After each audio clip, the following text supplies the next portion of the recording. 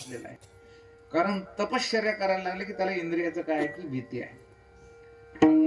काही सातपुड्यामध्ये, काही सह्याद्रीच्या रांगामध्ये, काही ऋषी लोक तपश्चर्या करतात, काही हिमालयामध्ये. आणि काय सांगू का, कधीही माणसाने जे विषयासक्त लोक आहे, जे पामर लोक आहे, तर साधकाने त्यांच्या संगतीत विशिष्ट अंतरावर राहायला पाहिजे. कुठं राहायला पाहिजे? विशिष्ट अंतरावर. नाही तर काय आहे की आमच्या लोकांनी ठरविलं की तुम्हाला आमच्यासारखं करायचं, तुम्ही ठरविलं महाराज आपल्यासारखं झालं. तुमच्या लोकांना ठरलेलं ते. तुम्ही काय वेदांत सांगणार आम्हाला? तुमच्या जवळ आल्यानंतर काय सांगता? हे असं आहे तसं आहे, शून्यातून विश्व निर्माण केले, याची मुंडकी मोडी त्याची मुंडकी मोडी, याच्याशिवाय दुसरं काय तुमच्याकडं?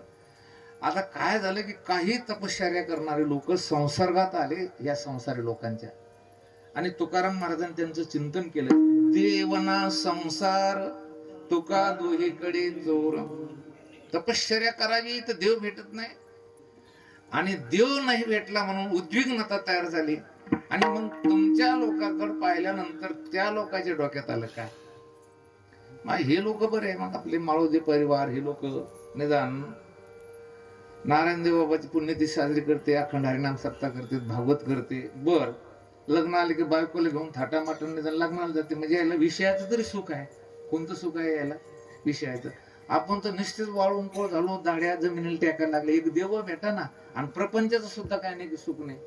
आणि म्हणून यांच्या अंतःकरणामध्ये काम शिरला, आणि त्यांना असं वाटलं मग एक काम करा, पण काय जाऊ दे, जर देव भेटत नाही तर लग्नच केलेली पुरते. आता दाड्या वाढल्या, यांच्या खाली टेकायला न्यायला कोण बायका देणार आहे? आता अंतःकरणात एकदा काम असं आहे, तुम्ही त्या कामाचं चिंतन गीतेमध्ये लिहिलंय. ध्यायतो विषयान पुंसस संगस्तेषु पजायते, संगात संजायते काम, कामात क्रोधोभिजायते, क्रोधात भवति सम्मोहात, सम्मोहात स्मृती विभ्रमा, स्मृती भ्रंशात बुद्धिनाशो, बुद्धिनाशात प्रणश्यती. जे तक प्रणश्यती म्हणजे काय बाबा?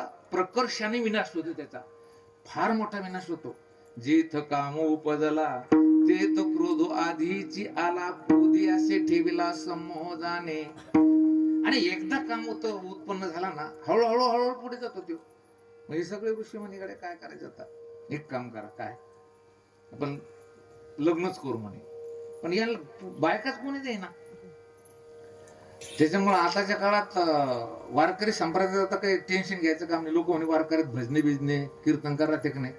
आता लग्न पोराचे होऊन नाही राहिले, त्याच्यामुळे सगळे बरेच आळंदीला राहिले. आता त्याला वाटतं बाबा आता काय करा, सुशिक्षित बेकार झाले, कोणी बाय काय देईना, मग ते बरं बरे बाबा जमलं आपलं. मग त्या लोकांच्या अंतःकरणामध्ये